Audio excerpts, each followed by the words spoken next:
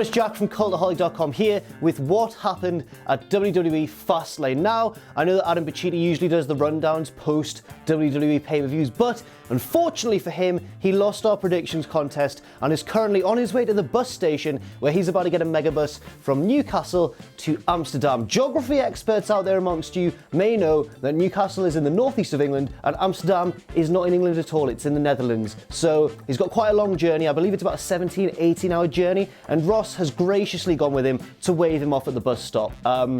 So just send your thoughts and prayers to Pacitti on his journey. I'm sure it's going to be a very grueling one. But enough said, it's time to get on with all the goings on at Fastlane. A very eventful pay-per-view, more eventful than we may have first thought. I mean, it is, after all, the go-home pay-per-view before WrestleMania, and it was a pretty good one, I'd say. A pretty good pay-per-view indeed. So let's get into it. Let's have a look at all of the action. There was only one pre-show match, and it saw Ty Dillinger team up with the Fashion Police to defeat Shelton Benjamin, Chad Gable, and Mojo Rawley. But on to the first match of the main show, which saw the Bulgarian brute Rusev, currently one of the most over superstars in WWE, take on the Royal Rumble winner and the number one contender for the WWE Championship, Shinsuke Nakamura. Now, this match wasn't the most eventful on the show. It was pretty long. It was about a quarter of an hour long. I guess all of the matches were slightly drawn out because there weren't too many matches on the card. It wasn't a very packed card, so every match had plenty of time to breathe.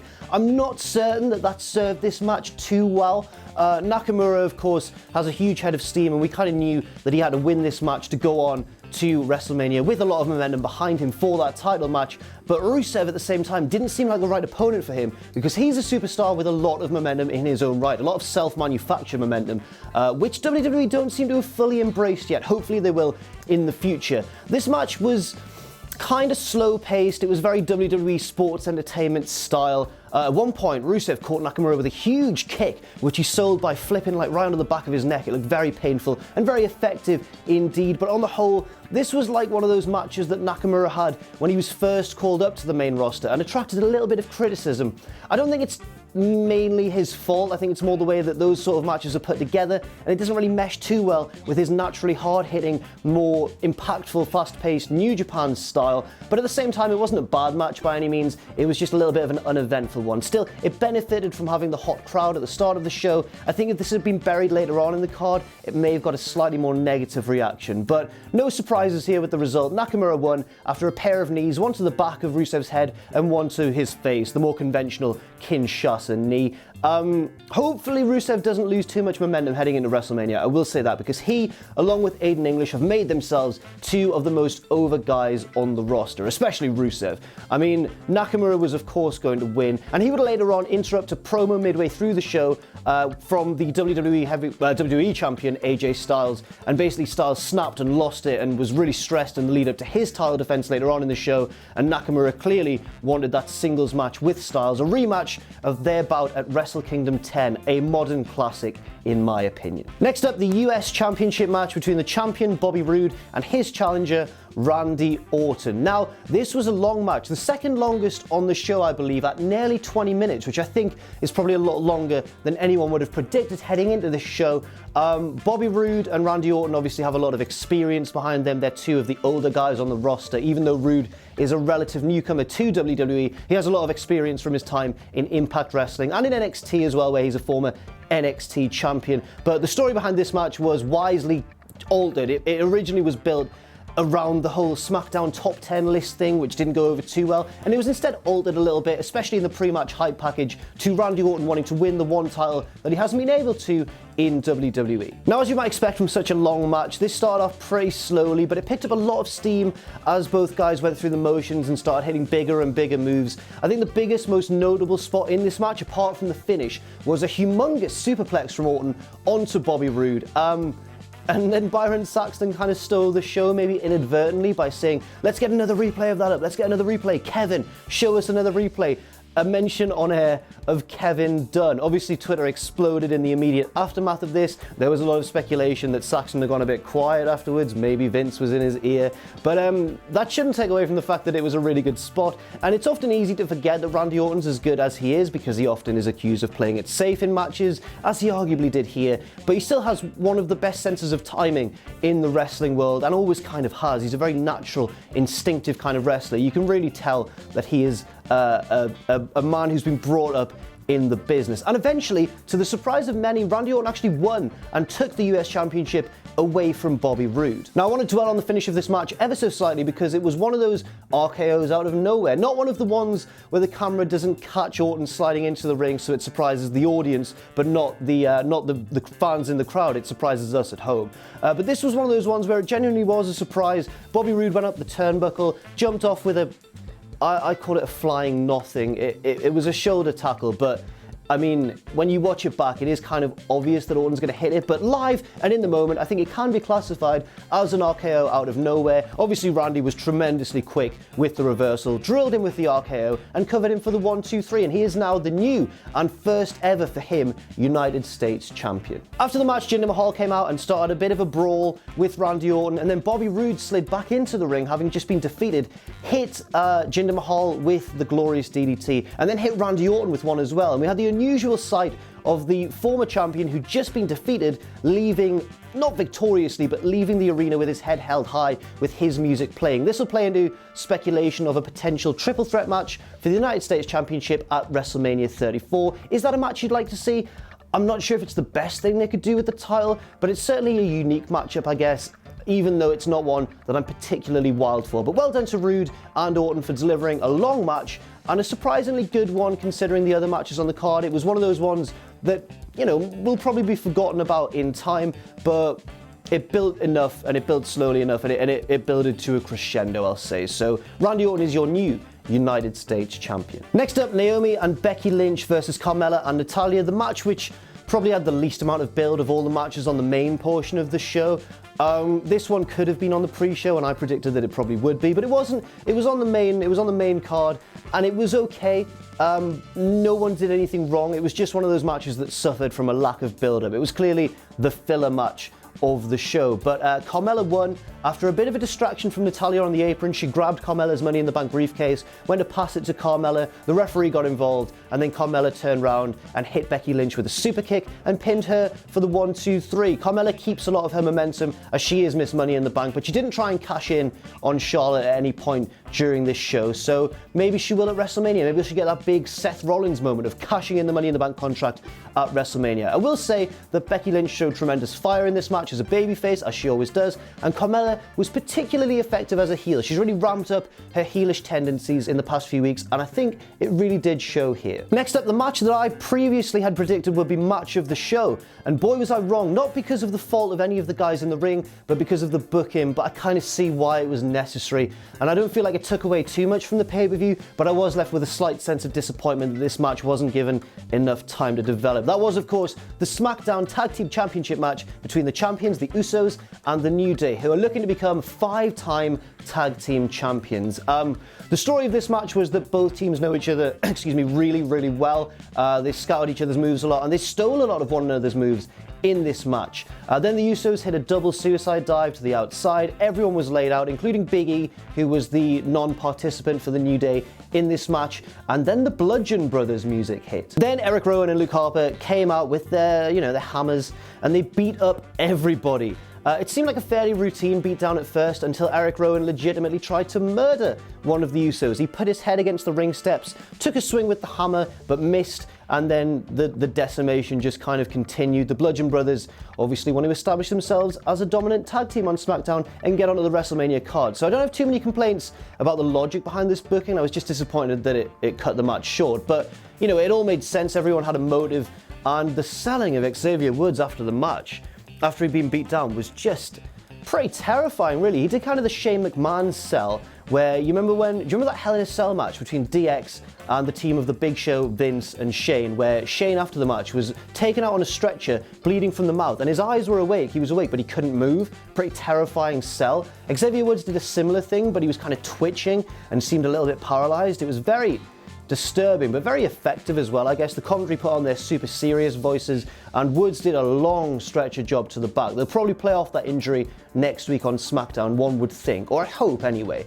I don't know what sort of match this will lead to, but it'll probably get the Bludgeon Brothers on the card at WrestleMania. Next up, the SmackDown Women's Championship match between the champion Charlotte and the challenger Ruby Riott. The action in this match was a little bit sloppy, probably the sloppiest match on the show, but from a storytelling point of view, I have absolutely no complaints. It all made sense. Ruby Riott came out alone without Liv Morgan and Sarah Logan, her two cohorts in the Riott squad, but then they got involved in the match pretty early on. They came in from the crowd.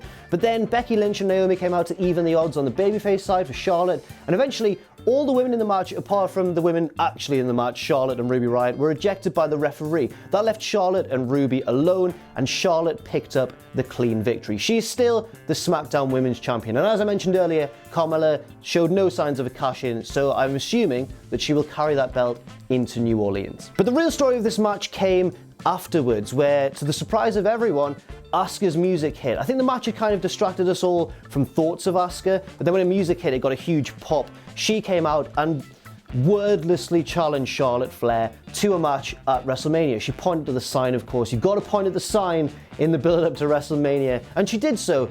The big question then left is about the Raw Women's Championship. Who will challenge Alexa Bliss? Because Asuka, as the Women's Royal Rumble winner, had the freedom to choose either title to go for. And it looks as though she has switched brands and will, I guess, be appearing on SmackDown in the foreseeable future. But over on the Raw side of things, Alexa, I guess that the talk is that she's going to be challenged by Nia Jax, who seems on the brink of a babyface turn. I'd quite like to see that, and I'm certainly looking forward as well to this match between Charlotte and Asuka. It should be a pretty good one. And finally, the main event and the best match of the show by a mile. It was really, really fun, a really fun match. The build up to this match was pretty sloppy and inconsistent in the weeks leading up to it, but the match itself delivered in spades. That was, of course, the six-man match for the WWE Championship between the champion, AJ Styles, John Cena, who's got this big story about will he be able to find a path to WrestleMania, has he blown his opportunities after failing to win the Royal Rumble and the Elimination Chamber, or will he be able to win the belt and progress as WWE Champion to New Orleans? He was in the match. Obviously, Kevin Owens and Sami Zayn, who've had a lot of problems with Shane McMahon and problems with each other, and Baron Corbin and Dolph Ziggler, who were just sort of there. They've just sort of been shoved in at the last minute. Fair play, lads. Everyone in this match did really well, I should say. The match started in pretty explosive fashion. Cena hit attitude adjustments on all of his opponents apart from Styles, and then they had a little mini match, and then everyone else came back in and beat down Cena. So the story here, well, there were two stories going on, two main stories, and they were Styles desperately breaking up pinfalls and saving his own championship reign, and Cena desperately trying to forge a path to WrestleMania. As per usual in WWE big multi-man pay-per-view matches, there were excuses for guys to kind of get out of the ring, take the spotlight off themselves and have a little break from time to time. One of the biggest moments came when Baron Corbin and Ziggler battled into the crowd, and Corbin drilled Ziggler into a barrier kind of beyond the first tier of seating on the floor. It was kind of the barrier separating the floor seats from the bleachers, and he nailed him into this sort of plexiglass barrier. Both of those guys were out of the match for a little while then, and that allowed the spotlight to be put back on the other guys, where some very interesting stuff happened. On the outside of the ring, Kevin Owens stripped down a pair of announce tables and looked to want to put Cena through them, but then he got fought off, and then Styles came along and Cena nailed him with an amazing attitude adjustment. Seriously, if you haven't watched this match, catch this attitude adjustment. He nailed AJ Styles through the announce table. Styles was fully in midair and then tucked his head at the last second and demolished the English announce table. It was brilliant. That was very clever because it took Styles out for almost the remainder of the match, and you kind of forgot about him, which made the eventual finish all the more effective when it did happen. But before then, there were some more storyline shenanigans going on. Sami Zayn, as he had previously promised, was in the ring alone with Kevin Owens and said, look, I'm going to lie down. I promised you, you're my best friend and all this. I promise you that I'm going to lie down for you and let you progress to WrestleMania. Owens, though, after the events of Tuesday on SmackDown, didn't trust Sami Zayn, and instead of covering him, he kind of grabbed him and looked to beat him up a little bit before making the pinfall. But Zayn immediately caught him in a roll-up for a near fall for two. Really good stuff. They then had a classic Owens and Zayn back and forth, which ended up on the apron, where Zayn hit a backdrop onto the apron, which again is the hardest part of the ring. Do not forget that. And then Zayn walked over to Shane McMahon, who was at ringside for the match. Shane and Sami kind of got in each other's face, and then Owens came out of nowhere with a super kick to the back of Sami's head, but Sami ducked it and he drilled Shane McMahon. Then a bit later on, Kevin Owens had a pinfall in the ring, and Shane dragged out the referee, denying him the chance to become WWE Champion for the first time. Obviously, Owens was livid. Then the same thing happened to Zayn. He had a pinfall in the middle of the ring, and this time Shane dragged Zayn himself out. This could possibly set up a triple threat match, I think, at WrestleMania between Shane, Kevin Owens, and Sami Zayn. We've, of course, seen Shane and Owens square off before in that terrifying Hell in a Cell match last year, which is the match where Sami Zayn, of course, turned heel. So then it seemed to come down to John Cena, Dolph Ziggler, and Baron Corbin, who by this point had returned from their excursion in the crowd. Cena hit the Attitude Adjustment again, this time onto Corbin, onto a set of ring steps, which had become involved in the match in the middle of the ring. Then he hit Ziggler with that rolling thing that you might, if you're a fan of indie wrestling in Britain, you'd have seen Mark Haskins hit, where he hits one Attitude Adjustment, keeps hold of the arm, rolls through, and he looked to hit another one on Ziggler, but then Kevin Owens came in the ring, pulled Ziggler down, and hit John Cena with the pop-up powerbomb. He looked to have the match won, and then AJ Styles, who we'd all forgotten about, came out of nowhere with an insane, phenomenal forearm, one of the best I can remember seeing, nailed Kevin Owens in the face and pinned him for the 1, 2, 3 and retained his WWE Championship, to the delight of everybody who wants to see that Styles versus Nakamura match at WrestleMania. And it looks like we're going to get it. And then as Styles celebrated with the belt in front of a defeated Cena, who was slumped in the corner, a little bit like he was when CM Punk cut that pipe bomb promo, which made me think, oh, imagine if CM Punk came out and challenged Cena. And then I got a bit too excited. Then I had to calm down and remember that that's wildly unlikely. But I thought maybe someone would come out to challenge Cena, maybe someone like The Undertaker or Rey Mysterio. But the crucial thing here is that nobody did. We still don't know John Cena's opponent for WrestleMania. Will he even have a match at WrestleMania? Yes, of course he will. We're not stupid. And that was it. A pretty good Fastlane pay-per-view. I think better than I expected it to be, especially because that main event was just so much fun. And as I mentioned, the best match on the show by a wide margin. So the key takeaways here are that AJ Styles will be facing Shinsuke Nakamura at WrestleMania, Charlotte will be facing Asuka for the belt, and Shane McMahon could potentially be involved in some kind of triple threat match with Sami Zayn and Kevin Owens. So thank you very much for watching this video. I've been Jack from Cultaholic.com, and that is what happened at WWE Fastlane. You can follow me on Twitter at JackTheJobber. You can follow all of us at Cultaholic, and please do check out our Patreon as well, patreon.com/Cultaholic for more exclusive like tiered rewards and that sort of thing. And everything that you invest in us will be reinvested back into the company. Don't you worry about that. And one more thing, which you should never ever forget, of course, is to join us.